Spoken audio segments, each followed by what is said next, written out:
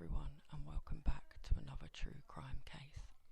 Today's case is going to be a little bit different in the sense that I'm not going to be whispering, as I've developed a cold in the last few days, and when I attempted to record yesterday my voice was breaking and my throat's really sore.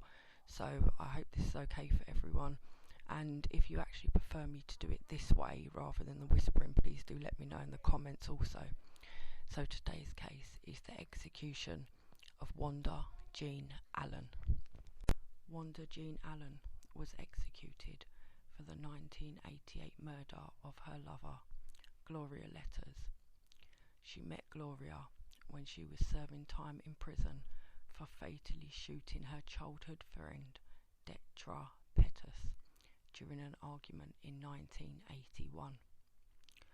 Although there were many who believed the death penalty was an appropriate punishment for a woman who had killed twice, Wanda Jean's limited intellectual capacity made some question the judgment. Wanda Jean was one of 8 children. Her mother Mary was an alcoholic who didn't stop drinking during any of her pregnancies. Mary was unable to hold down a job, and the family was dependent on welfare. They lived in a housing project in Oklahoma City. As the oldest, Wanda Jean felt responsible for her siblings and would do whatever she had to do to make sure they had food and clothing. Although she worked a number of odd jobs as a young teenager, her earnings didn't go far in a family that large, and she often resorted to stealing money and food. As a result, she was known to local authorities and even spent some time incarcerated in juvenile detention centre. When Wanda Jean was 12 years old, she was hit by a truck and knocked unconscious. Then, when she was 14, she was stabbed in her temple. Whether these incidences had any lasting effect on her, mentally or physically, is unclear. She struggled in school and ended up dropping out of high school before her senior year. A psychologist who examined her when she was 15 said that her IQ was so low she was on the borderline of being mentally disabled. He recommended that she be sent for neurological testing, but this was never done. Wanda Jean was 21 years old when she shot and killed Detra Pettus. She and Detra had grown up together, and Wanda Jean claimed that the shooting was the result of a misunderstanding. She said that Detra's boyfriend had attempted to shoot her, and she was simply returning fire when Detra stepped in front of her and ended up getting shot. She told police that she had been standing about 30 feet away from Detra when the gun went off, and had never intended for her to get hit. Prosecutors decided to offer Wanda Jean a plea bargain, and she agreed to plead guilty to manslaughter in exchange for a 4-year prison sentence. It appears Wanda Jean may have gotten extremely lucky, as forensic evidence didn't line up with what she told investigators. Detra had bruises consistent with being pistol whipped, and stippling marks suggesting that the gun had been much closer than 30 feet when she was shot. Despite this, the plea bargain went through, and Wanda Jean ended up serving less than 2 years in prison for this crime. When she was in prison, Wanda Jean met Gloria Leathers. They lost touch when Wanda Jean was released in 1982, but rekindled their friendship and then began dating when Gloria got out of prison in 1986. Like Wanda Jean, Gloria had a rather violent past. Gloria had several arrests for assault and battery, and had served time for stabbing a woman to death. They had a very stormy relationship, and the police were called to their home on numerous occasions when they were fighting. On December 2nd, 1988, the two women got into an argument at a local grocery store. Gloria had just received her welfare check and Wanda Jean was demanding that she turn it over to her. The fight escalated to the point that someone called the police. Gloria asking the responding officer if he would escort her home so that she could pick up some of her belongings. She was tired of fighting with Wanda Jean and intended to move back in with her mother. The officer escorted both women back to the house and remained there while Gloria packed her things and called her mother to come get her. Wanda Jean, angry at the fact that Gloria was breaking up with her, threatened her and told her that if she couldn't have her, no one could. When her mother arrived, Gloria told her that she wanted to go to the police station to file a formal report against Wanda Jean. Neither of them noticed that Wanda Jean had gotten into her own car and followed them into the parking lot at the police station. Wanda Jean calmly waited as Gloria's mother pulled into a parking spot and turned the car off. Gloria got out and headed for the door to the police station. She had only taken a step or two before Wanda Jean took aim and shot her in the stomach. 2 police officers heard the gunshot and immediately rushed out of the station to see what was going on. They saw Wanda Jean, still brandishing a gun, jump into her car and run away, and found Gloria on the floor in a pool of blood. Gloria was still conscious, however, and was able to tell the police who had shot her. Her mother had also witnessed the entire event and told the officers exactly what happened. Wanda Jean managed to elude police for 4 days before an anonymous caller told police she was staying at her home 70 miles away from Oklahoma City. She was arrested and charged with shooting with the intent to kill. Police recovered the gun she used to shoot Gloria, hidden near her home.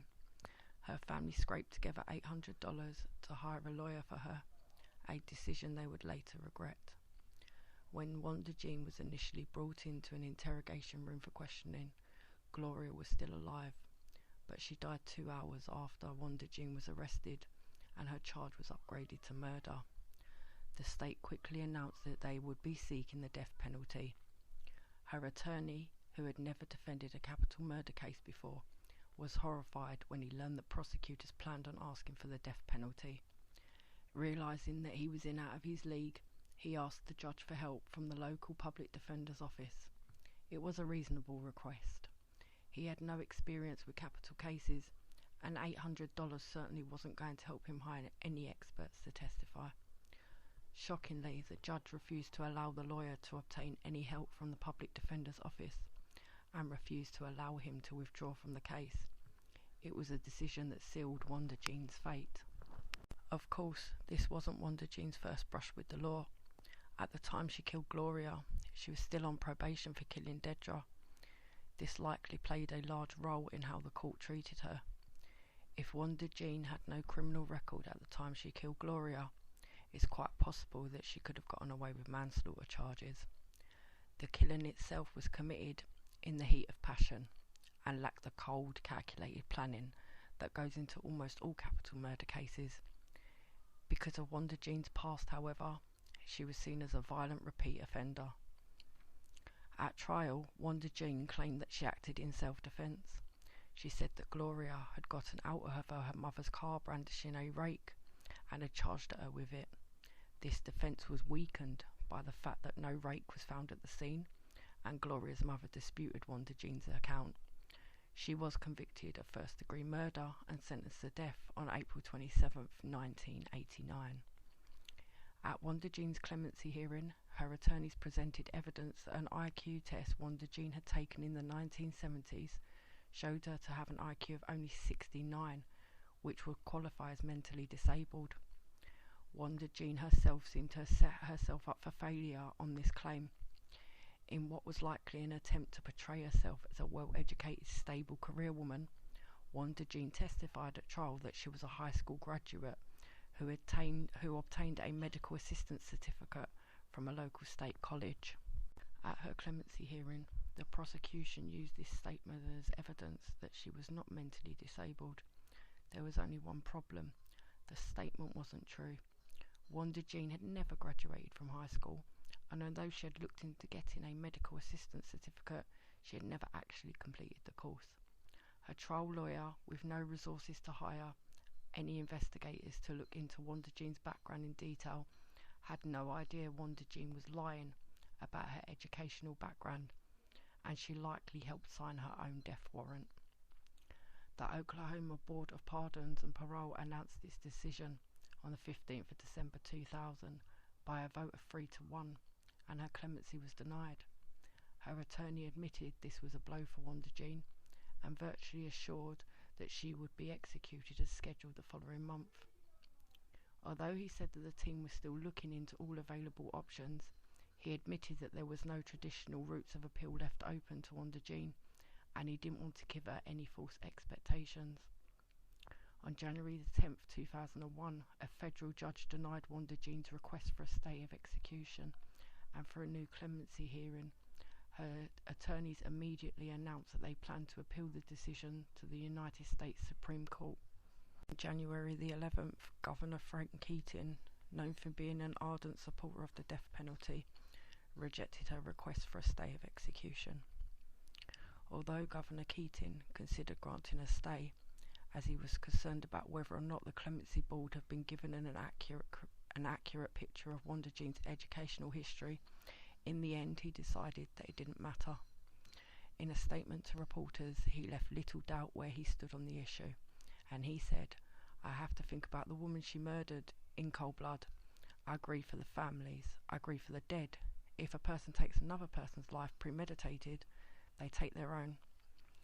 Wanda Jean was devastated when she was denied clemency by the governor and pinned her hopes on the Supreme Court. She was convinced that they would spare her life and continued to believe this right up until the time she was led to the execution chamber. She was devastated when the court ruled against her and she learned that her execution would take place as scheduled. She was too upset to eat. Her last meal consisted of a bag of potato chips. On the evening of January 11th, 2001, Wanda Jean was executed by lethal injection.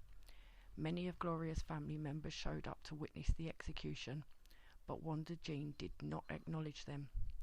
When asked if she wanted to make a final statement, she simply said, "Forgive them, Father, for they know not what they do." She then looked over at her lawyer, jokingly stuck out her tongue at him, and died. She was just 41 years old. As always, thank you so much for listening today. Please don't forget to like, comment and subscribe. Hopefully I'll have another case up tomorrow, depending on how my throat is, but I've managed today, so it should be up tomorrow. Please don't forget to comment if you prefer me to do my videos in this way as opposed to my whispering in future, because I'm not sure, although my channel is an ASMR channel, I would like some feedback and for people's opinions on what they prefer. Thank you for listening, and bye bye lovelies.